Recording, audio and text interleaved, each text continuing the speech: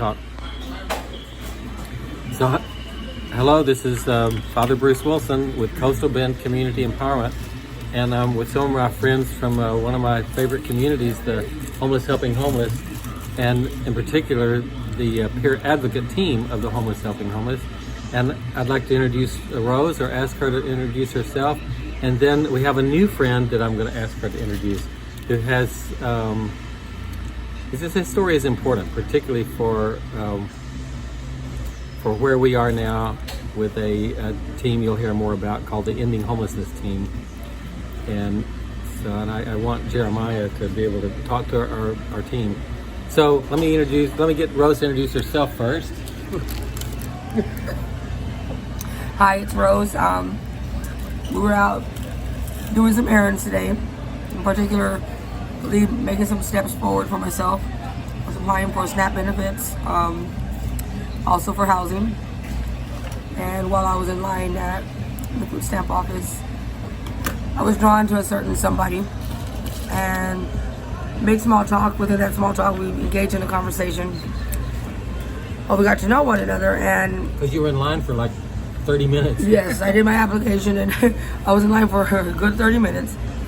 And this gentleman was in line, he walked out, came back, and I kept turning, and something kept drawing me to him. So small talk ended up in a very, very, well, half a day's worth of engagement with Father Bruce and I, with him. And I mentioned who we were, what we were about. And let me let you meet Jeremiah. Jeremiah. Okay, Jeremiah. Yeah, so can you see? Hey guys, how you doing? So hold it. I don't know if I'm holding it. You're fine. Show me where. You're like good, right? You're good right here. Okay, good. So, but yeah, introduce yourself. My name is Jeremiah Gregory. I'm from Brownsville, Texas, but I've been living in Corpus for about 3 years since I got out of prison. Tell us your background. Like, tell us way back when you were on the other side of where you are now. Okay. Well, I graduated from University of Texas in 1999, and graduated with a Bachelor of Science in Nursing, and excuse me, and I was a nurse for about 10 years, and got hit by a drunk driver coming home one night, and had to go through a bunch of surgeries. And during that process, I became addicted to pain medication. And, you know, during that time, I was seeing 5 different doctors under 5 different names just to get the pain medication I needed to basically, you know, survive, to live life, to feel normal. So, you know, that actually led into, you know, me deciding in my infinite wisdom to start doing heroin. And I thought to myself, I'm like, well, I can do heroin. I mean, it's like morphine, and I'm already a nurse. I know how to start an IV, so why not? So I soon found out why not, because it got me strung out real quick. And during that process, I ended up in prison for 10 and a half years. What was the charges? Robbery. It's called robbery by conversation. Oh. So basically, I would go into a corporate store like Dairy Queen or Exxon, and just tell them to give me the money in the register. No gun, no weapon. And during that time, I'm thinking to myself, my sickness is telling me, nobody's gonna get hurt. You're the only person that would get hurt. You don't have a weapon. But I didn't think or care about the people behind the counter. I didn't take their feelings into consideration and how scared they were. So, yeah, I did my time. I got paroled. And everything was going good until about 18 months ago. Well, no, longer than that. About 2 years ago. I got out in 2020. So, yeah, things started going south for me. I was going to get married, and that kind of went south, and me and my ex got into it real bad, and one day I found myself going down the road to Robstown to score a gram of heroin. And but I nipped it in the bud real quick. I ended up going to the methadone clinic, and so I've been free from opiates now 18 months. So, Yeah. but the thing that sucks is I still drink a little bit, you know. And the thing is that I want to be completely sober, but more than anything, I want to live a normal life again. And what hurts is when you're homeless, or maybe semi-homeless, and you're trying to find a job and you're looking for work, or you're working, and then say you work all day long, and the next day you want to work, or you're going to work, and you have to show up in the same clothes you wore the day before, and you stink and smell like the same way you did before because you don't have a shower, or you don't have nowhere to go. It hurts, and all these people saying, well, to that guy on the corner saying, well, damn, why is he begging for money? He could go get a job at McDonald's. Well, there's more to that than just making a paycheck. You have to, you have to work. You gotta take a shower.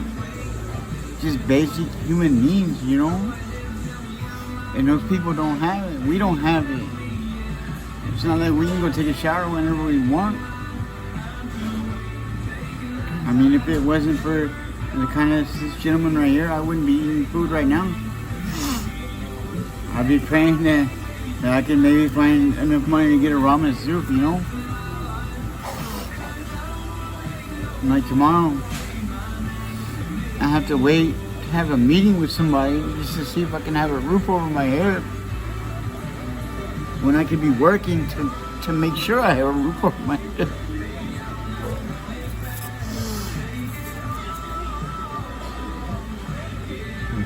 But it's just what we deal with, you know?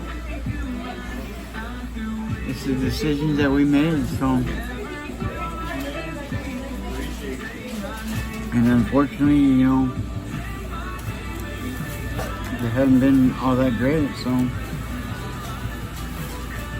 But you know what?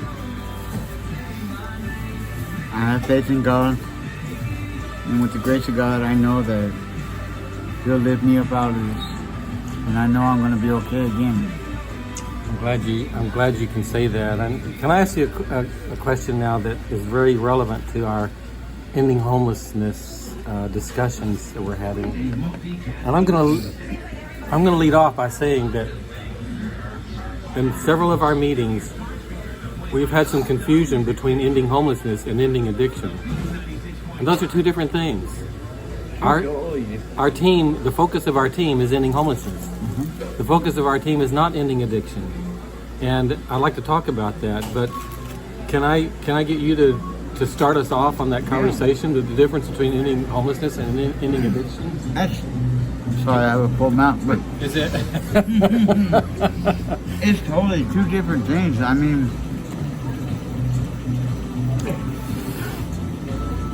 People that out there in the world, out there in society,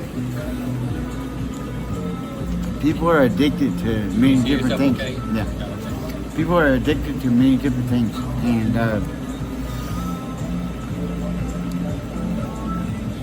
and just because you're addicted to something, that doesn't mean you lose your house, right? So, You lead to it, but it doesn't mean they're right, it can lead to it, but it doesn't mean they're not deserving of it. but it doesn't mean you're going to lose your house, right? Just the same thing that people that are already addicted to something, or already a user, they may have a house. That doesn't mean they're going to lose their house. They can quit and still have their house, you know? Right. Unless you're homeless and living in a community that thinks that the only way you can get a house is if you are already sober. And I want to say, well, then let's go take the houses away from everybody on Shoreline who's not sober. You think that there's Let's not? go take UAs on everybody. Yeah, let's go take a UA on everybody, right? Who has a UA, Yeah. and if You lose your house. If it's positive, guess Right. what? You give up your Right. house. So using housing as a reward or a punishment for if you're using It's or ridiculous. if you're recovering, it is ridiculous. But we have this mindset, and so people say they're not ready to have a house because we don't have enough houses for everybody. So how are you going to decide to prioritize who's going to get a house? Well, we have to decide if they're ready or not. So the liars first. Let's get the liars in first. Yeah, because the liars would sound like they're ready. Yeah, Right. they're going to tell you it's a What I'm busy. saying is that if they're already saying, well, you're not ready to have a house because we haven't seen you be sober enough, then go down Ocean Drive, UA everybody that owns a house, and whoever comes up positive, take their house from them. Right. That's essentially what you're saying right now. Well, because the word ready, when you say, I don't think they're ready to move into a house, that's recovery language. Are you ready? Have you hit rock bottom? Have you had enough? Are you sick and tired of being sick and tired? Are you ready to quit using your drugs? Well, that's recovery language. And when we start mixing that up with getting housing, like, are you ready to get into a house? Everybody's ready to have a roof over their head. Whether they're ready to give up their addiction or not, but our focus is getting housing, not ending homelessness, not ending addiction. Some people do take drugs in their house, and maybe the house makes it easier for them to do their drugs. But guess what? Having a house also makes it easier to recover. Exactly. If you have the surround source, the wraparound services. And you know, there's jobs out there they're called where you go clean houses to get them ready to rent out. So then they're called make readies. Yes. So they make me a make ready addict to get into a house. Or if you feel I'm not ready, then what is the criteria for making me ready? Because as you can see right now, what we just went through was trying to even apply for housing. Right. I'm ready, and I can't get in for an application. Right. So telling somebody they're not ready because of an addiction means nothing. They're just closed-minded. They're not ready to see that people are actually responsible. And your problem is not that you're experiencing an addiction No, right now. at all. The problem is the bureaucracy, and even though the system is starting to fail the me. system, The system. the lady, I forget her name, who was helping you, she was great. She was awesome. She was very patient. She was caring. She was empathetic. She was helping. She was doing everything she could to make it work. There's something in the system that's not working. So maybe tomorrow, or the next day, or whenever we can go back. Maybe she'll be able to break into the system and make it work for you. But getting the things that you need to get off the street can be very complicated. And Yeah. what else happened besides the social My food stamps. food stamp? I applied for SNAP benefits again. So now they're telling me that my 3 months allotted of free stamps has been used up in 4 years. So in 4 years, I had 1 month, no months, 1 month worth of food stamps. So they sanctioned me. Went back and applied again. The last excuse they gave Bruce and I one of the times was they tried to inform me of a workforce appointment to my phone, that I don't even have a phone. So I don't know how they did that. So they sanctioned me again. I called. I went in. I've already gone. Last week I went. Now this week we went in again. We waited. They won't even take my application until they find out I'm going to be sanctioned. So when they informed me the next correspondence I have with them is going to be whether or not I'm sanctioned. If I'm sanctioned, they'll let me know that I can't apply. So I've waited maybe a good 6 months to apply again. I sanctioned myself, I guess, because now when I get the information from them, it'll be an official sanction. So it makes no sense. She said, there's nothing wrong with you that you can't work. I said, physically, no. Emotionally and mentally, yes. But I can make it happen.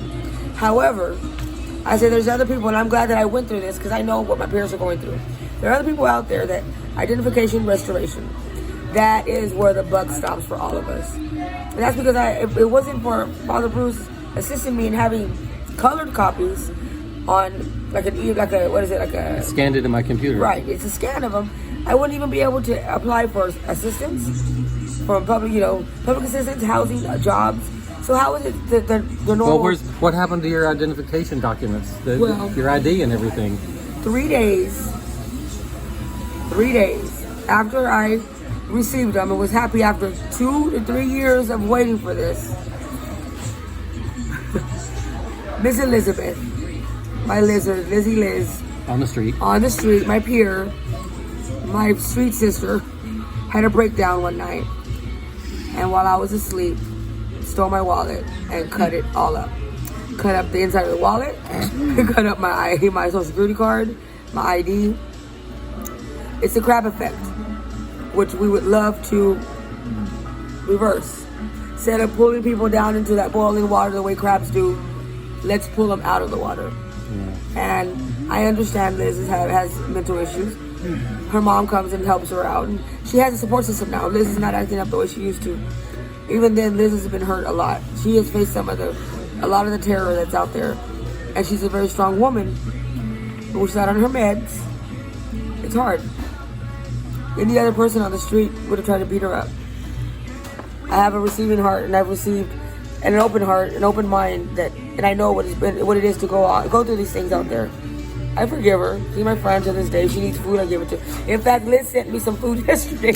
Yeah, she did. Yeah, like what are you gonna do with a package of spaghetti and a package of what kind of beans were they? little lentil beans. Yeah, they're tiny, lentils. Tiny. So Yes. anyway, on the street, right? But I'm very proud of Rose and all the efforts that she's going through to try to get off the street and to get employment and all those things that you've got to do.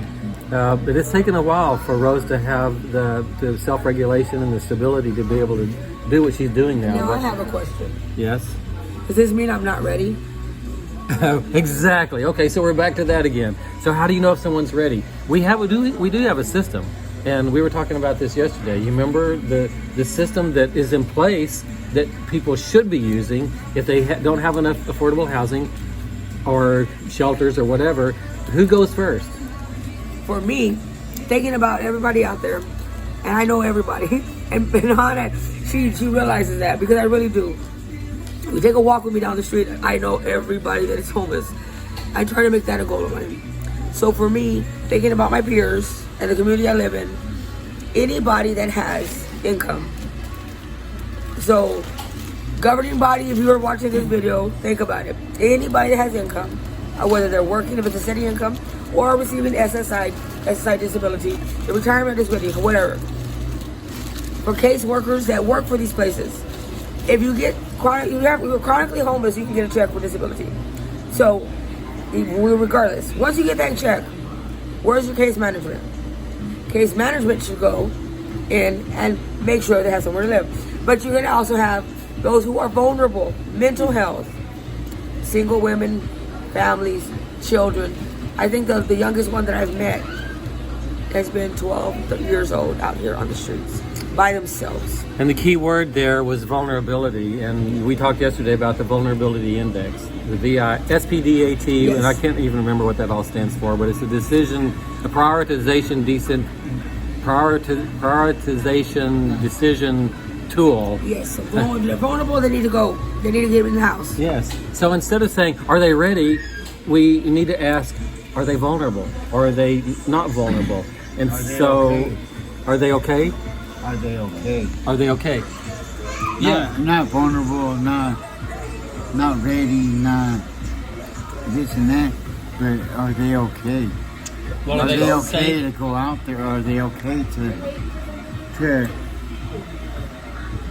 face it. Are they okay to face it, to live that life, to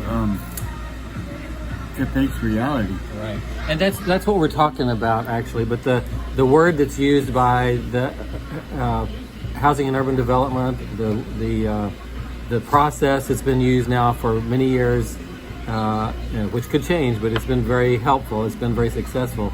Is to say, okay, the most vulnerable people are the ones that we want to help first. Right. So a woman who's not okay because she's on the street with 3 kids and sleeping in her car or on the street more vulnerable than the people who have a few dollars in their pocket or the guy who has There's a also Here's the thing that I have to ask, and I asked you this earlier, and I understand that the woman that has 3 kids and needs a place to stay, and because of the children, to be productive and go along.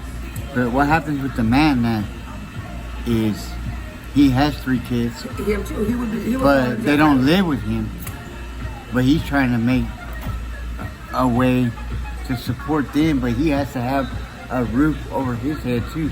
You know what? Right. I understand that. So yeah, and all homeless, all people on the streets need to be under a roof. Everybody needs to be under a roof. But when you don't have enough roofs, enough doors to lock, enough housing, and you have to decide between this person and this person, how do you do that? That's the hard part. I mean, who wants to decide that? And so that's when we have tools. And he mentions about the single man with children. Yes. Okay, I'm always saying I'm a white man, but I'm not. But I'm not a dad either. Okay. But I am a single mother with children. But nobody categorizes me as that. Why? Because thanks be to God, I have my 75-year-old mother and father who support me right now in the sense that they have my children. They're not there because of CPS. They're not there because, because of the court system or an officer. They're there because I have a guardianship letter, a medicinal and educational guardianship letter that goes out. I have a support system with that. Maybe I cannot live with my parents in their own home, not because of a law or I'm sick or anything like that. My children are there. I place my children there with my mom and dad. That's the safest place for them to be. Yep. But the system doesn't look at me like a single mom with children. My children don't get any benefits under my name. My parents have them under their household. So it's hard for somebody, like you said, to come back. I can familiarize myself with a single man trying to have custody or have co-parenting with their children. We choose to not have our kids out here with us because of the danger. Yeah. But then that's one of the most responsible, most mature decisions that a parent makes. But then again, is it? It's to take a that's a tough question. But the vulnerability index, as you know, it's a long questionnaire, and you answer a lot of questions, and then based on those questions, they kind of rank you. How vulnerable are you? And see, like if I were to say, I can't say I'm a mother with children, but I truly am. To get off the street, I probably would have been off a whole year ago by myself. Had I started putting Roseanne Garcia, Richard Cuevas, Aiden Ochoa, Ivan Ochoa, Helen Garcia. Your kids. Right. But they don't physically see them. Right. And that's what's hard. And I can understand that some men, and then even then, instead of asking us what's wrong with you, what happened? Well, what happened is we're stuck. We're stuck because the system, there's not even enough shelters for us. Right. So Not you do even this enough stuff. shelter. We've been going 23 minutes, so I'm going to have to close it down. But this is just a way to have some firsthand conversation, firsthand experiences about it's not as easy as you think to get off the streets. I'm just saying, I mean, I lived, on a spectrum. I lived, before I went to prison, I was making $95,000 a year. And now I'm making less than $12,000 a year. Yeah. So, and just for the sake of our ending homelessness team, this discussion, for me, one of the big points is that ending homelessness is not the same thing as ending addiction. We need to work on ending addiction. That's very important. Yes. But it doesn't mean we have to end addiction before. Right. After we end housing, then we work on ending addiction. I need a blanket. What if I'm sober, right? I've been sober. So if I need a blanket today and I look like I'm on drugs, am I not deserving of it? If I was hungry today at lunchtime, if I looked today, I looked like I was They classify so everybody as that. exactly. That's what I'm saying. If I like the way I look right now, do I qualify for a house? No. If from somebody's perspective of looking at me, Right. you know, because of this on my arm, my past. That's my past. That's what drives me. That's what drives me to want to Right. be in a house and So, stop and this. that's why they created this tool of a vulnerability index to try to do. And what you're saying points out that it's not a perfect system. No, there's no perfect system. Not at all. But see, the like, this vulnerability. right here is my check mark. Yeah. So an addict, when I was in my addiction, because of this check mark, at that time in my life, I was not allowed to have a house.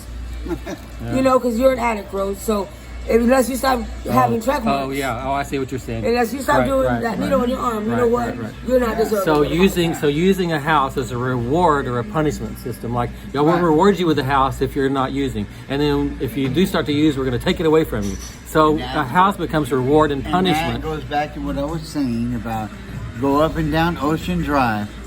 You every homeowner and whoever comes up positive, take their house away. Yeah, use their house. So instead of thinking of housing as a way to reward or punish people for their addiction, first of all, number one, recognize that most people in addiction understand this. You can't do someone else's recovery program for them. You can't force them or manipulate them to quit using. That's not how you recover. That's not how they're going to recover. Everybody's going to work their own program. If society knew how many doctors and how many nurses I've ever seen that are addicted to alcohol Thank you. or drugs, I keep saying it's that. not even ridiculous. I mean, I've seen doctors Yes. write their own scripts to themselves Yeah. because they're addicted to opiates. So let's work on addiction. Let's work on addiction on the street. Let's work on addiction for people who are housed. And if we're housing them, then part of their wraparound services and our responsibility is to help them to recover from their addiction. Just like it's recovering from their trauma, recovering from their street time. There's a lot of recovery. So think of housing as a health issue and a recovery issue, not a reward, punishment, or a crime and punishment tool. So if I'm addicted to bingo or if I'm addicted to lottery tickets, that's an addiction.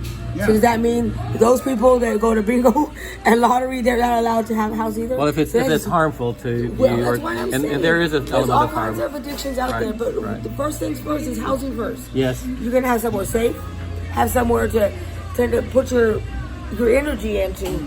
So you're gonna feel better about yourself. You're gonna sleep throughout the night. You'll be able to take a bath, flush the toilet. You're gonna be able just to feel good about the outside and the inside. You're not gonna want to worry about what goes into your body that's not supposed to be there. Now let's. I'm gonna go for 2 more minutes here. Okay. But just to be realistic, do you think anybody who gets into a house is going to use it to just do more drugs? Are they gonna? No, I honestly think that somebody who is really wanting a place to live, that they're going to cherish. Everybody needs to step up. Yes, there probably will be somebody that Yes, takes there will. advantage of that. There will be people. That's taking advantage human of it. nature. Right. Right. But for the most part, like me, yes, I need a house. And I'm not going to take advantage of that. I'm not going to take that for granted. I'm going to use that. People will do take that. advantage of that. We're not saying it's not going to happen. We acknowledge it, but it's going to people happen. take advantage of everything every day, just like people take advantage of taxes every day Right. or every year. How many people create tax fraud every year? Claim how many children or claim my nephew's children or whatever every year. Right. You know? So the housing first philosophy, which looks at addiction as a disease or a health issue instead of a crime, and instead of rewarding and punishing people with a house, we give them a place where recovery is more possible. We understand some people are going to take advantage of that. Does that mean we don't do it? Right? Here's the thing. How are you going to have somebody or ask somebody to get better or want somebody to get better in recovery from addiction when you have your foot on their neck? Right. So how are you asking them to get better or recover from addiction when you still no? But you got to do it when you're on the street. Maintaining my homelessness maintains your household. For those of you who work, I'm saying, at a homeless thing. The CEO of a homeless program, we're putting them out of a job. Obviously, we could just keep going on this. It's 30 minutes. I'm saying, I'm saying is that how are you gonna say, hey, you know what, you're gonna detox off of heroin, but you gotta do it right here on this curb. Exactly. And you're not gonna leave. Right. It's ridiculously more difficult to do all those things, from getting your ID to getting free from your addiction. If when you're on the street, it's ridiculously more difficult than if you're in a house. So, yeah, some people are going to take advantage of that. And the evidence right now, the evidence is that at least 80% of them are going to use it as a way to recover. In the long term, they're going to use it as a tool to recover and continue to be housed. I feel like that's what's going to happen. There's so many people now that are saying they're tired. Mentally, they're tired. Physically, they're tired. Emotionally, they're tired. And you know what? All we need is one chance. And I feel like Corpus can do it. Corpus One chance to end homelessness. Yes. And we have the tools to end homelessness. Well, maybe not. We do not have the systems that end homelessness. We have systems that maintain homelessness. Well, but right. now we got to cut this off. We're gonna go forever. I mean, and ever and ever and ever. So I encourage anyone, if you see us, engage in conversation with us, because you might be the next guest that we have on here. Everybody's point matters. Everybody's what you feel in the inside, what you have to say, it makes a difference. Right. It is complex, and there's a lot of ins and outs.